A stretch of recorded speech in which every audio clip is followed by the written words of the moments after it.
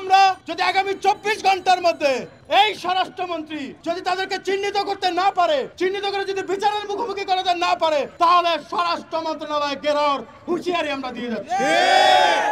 এই বাংলাদেশ 1947 সালে তাদের জাত চিনিয়েছে, 1971-এ তাদের জাত চিনিয়েছে, 1990-এ তাদের জাত চিনিয়েছে, 2024-এ তাদের জাত চিনিয়েছে, ভবিষ্যতেও তারা তাদের জাত চিনিয়ে যাবে। আমরা একটি বৈষম্যহীন সমাজ বিনির্মাণের লক্ষ্যে আমরা কয়েক মাসের লাগাতার আন্দোলনের মাধ্যমে 5 আগস্টে এই স্বৈরাচারকে বাংলাদেশের মাটি থেকে বিতাড়িত করার মাধ্যমে এই বাংলাদেশকে কলঙ্ক মুক্ত করতে পেরেছি।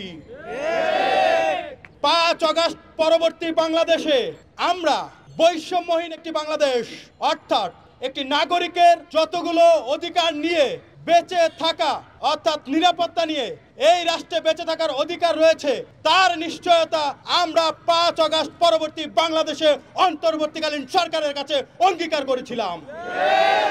কিন্তু দুর্ভাগ্যজনক হলেও সত্য, আজকে কয়েক মাস পেরিয়ে গেলেও এই যে 2024 সালের যে গণঅভ্যুত্থান, এই গণঅভ্যুত্থানের সম্মুখ সারির যোদ্ধাদের রক্তের বিনিময়ে যারা আজকে ক্ষমতার মসনদে বসেছেন, তাদেরকে দেখি এখন এই 24 পরবর্তী বাংলাদেশে এসেও আমাদের সেই ভাইদেরকে রক্ত দিয়ে যেতে হচ্ছে, গুপ্ত হত্যার শিকার হতে হচ্ছে, টার্গেট করে করে বেসরকারি বিশ্ববিদ্যালয়ের যোদ্ধাদেরকে বিভিন্ন জায়গায় হত্যাকাণ্ডের শিকার হতে হচ্ছে। বাংলাদেশ জাতীয় ছাত্র সমাজ এই যে সিরিয়াল কিলিং, এই সিরিয়াল কিলিং এর বিরুদ্ধে জিরো টলারেন্স ঘোষণা করছে এবং আমরা ইউনূস সরকারকে হুঁশিয়ারি দিয়ে বলতে চাই, 24-এ আমরা রক্ত দিয়েছিলাম একটি রক্তপাতহীন ভবিষ্যৎ বাংলাদেশ বিনির্মাণের লক্ষ্যে। আমরা দেখতে পাচ্ছি আপনারা ক্ষমতার মসনদে বসার পরেও আমাদেরকে রক্ত দিয়েই যেতে হচ্ছে। তাহলে আপনাদের ওই চেয়ারে বসে থেকে লাভ কি? স্বরাষ্ট্রমন্ত্রীকে হুঁশিয়ারি দিয়ে বলতে চাই, আপনি যদি এই গুপ্ত হত্যাকারীদেরকে চিহ্নিত করতে না পারেন, ব্যর্থতার দায়ভার নিয়ে আপনি আপনার পদ থেকে অব্যাহতি নেন। আমরা বিশ্বাস করি বাংলাদেশ আমরা দেখতে চেয়েছিলাম, সেটি আপনারা পারছেন না। সংস্কার থেকে শুরু করে বিভিন্ন রকম দোহাই দিয়ে আপনারা শুধুমাত্র কালক্ষেপণ করে যাচ্ছেন। কিন্তু যে কাঙ্ক্ষিত বাংলাদেশের লক্ষ্যে আমরা রক্ত দিয়েছিলাম, সেই বাংলাদেশ বিনির্মাণে আপনাদের কোনো সুস্পষ্ট ভূমিকা আমরা দেখতে পাচ্ছি না। আমরা বিগত দিনে চুপ করেছিলাম, কিন্তু আমরা দেখতে পাচ্ছি আমাদের চুপ করে থাকার ফলে আপনারা ক্ষমতার মসনদে বসে শুধুমাত্র উপভোগ করছেন, রাষ্ট্রের কল্যাণে ন্যূনতম কাজটুকু আমরা আপনাদের কাছ থেকে দেখতে পাচ্ছি না। আমরা স্পষ্টভাবে হুঁশিয়ারি দিয়ে বলতে চাই, রক্তের উপর দাঁড়িয়ে যেই সরকার আপনারা রয়েছেন, আবার নতুন করে রক্তপাতের সূচনা হোক এমন কিছু করার পরিকল্পনাও যদি করে থাকে কেউ, সেটিকে নস্যাৎ করার সর্বোচ্চ চেষ্টা করেন। এবং আমি স্পষ্টভাবে বলে দিতে চাই, ইতোমধ্যে একজন উপদেষ্টা বললেন এখানে নাকি তিনি বিদেশি ষড়যন্ত্রের গন্ধ পাচ্ছেন। আমরা স্পষ্টভাবে বলতে চাই, বিদেশি যে কোনো অপশক্তিকে রুখে দেওয়ার জন্য বিগত দিনে জনতা ঐক্যবদ্ধ ছিল, ভবিষ্যতেও থাকবে। এই বাংলাদেশের ভূখণ্ড নিয়ে ভবিষ্যতে আর কোনো বিদেশি শক্তিকে রাজনীতি করার সুযোগ দেওয়া হবে না। যদি কেউ মনে করে থাকে বিদেশি কূটকৌশলের মাধ্যমে এই অন্তর্বর্তীকালীন সরকারের কাছে আতাতের মাধ্যমে ভবিষ্যতে কোন একটি গোষ্ঠীকে ক্ষমতার মসনদে বসার প্রলোভন দেখিয়ে কেউ বাংলাদেশের ভূখণ্ড ছিনিয়ে নেবেন, তারা বোকার স্বর্গে বসবাস করছে, তারা দিবা স্বপ্ন দেখছেন। তারা জানেন না এই বাংলাদেশ 1947 সালে তাদের জাত চিনিয়েছে, 1971-এ তাদের জাত চিনিয়েছে, 1990-এ তাদের জাত চিনিয়েছে, 2024-এ তাদের জাত চিনিয়েছে, ভবিষ্যতেও তারা তাদের জাত চিনিয়ে যাবে।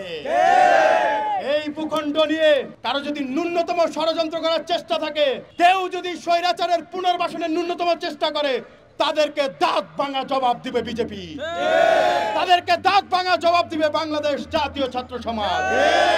মনে রাখতে হবে, বাংলাদেশের প্রশ্নে আমরা সবাই এক এবং ঐক্যবদ্ধ, বাংলাদেশের সুরক্ষায় আমরা সকলে এক এবং ঐক্যবদ্ধ।